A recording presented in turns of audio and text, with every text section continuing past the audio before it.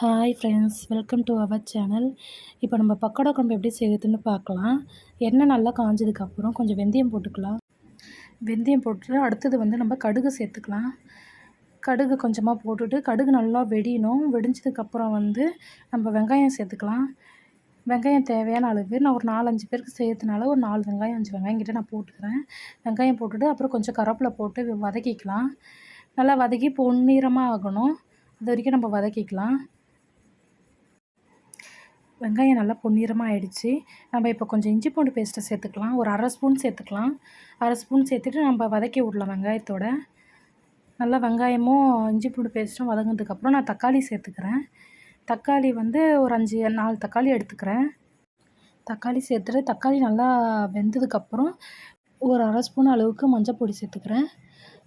மஞ்சள் பொடி சேர்த்துட்டு அப்புறம் வீட்டில் அரைச்ச மிளகாய் பொடி சேர்த்துக்கிறேன். ஒரு 4 ஸ்பூன் நான் சேர்த்துக்கிறேன் காரத்துக்கு தேவை. உங்கள் காரத்துக்கு எவ்வளோ தேவையோ அதை நீங்கள் போட்டுக்கோங்க. சேர்த்ததுக்கப்புறம் நல்லா அந்த எண்ணெயிலே நம்ம கொஞ்சம் வதக்கி விட்டுடலாம். அதுக்கப்புறம் ஒரு எலுமிச்சை அளவு நான் புளி ஊற வச்சுருக்கேன். அந்த புளி தண்ணியை நம்ம கரைச்சி ஊற்றிக்கலாம். புளி ஊற்றுனதுக்கப்புறம் நம்ம தேவையான அளவு தண்ணி ஊற்றிக்கலாம். நான் ஒரு 2 சொம்பு அளவு நான் ஊற்றிக்கிறேன். ஏன்னா நம்ம பக்கோடா போடும்போது திக்னஸ் ஆகும்.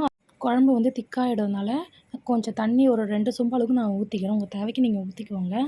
இந்தமாரி நல்லா குழம்பு கொதிச்சு வரணும். அந்த மசாலா வாசம்லாம் போனதுக்கப்புறம் நான் கடையில் வாங்கின பக்கோடா தான் வச்சுருக்கேன்.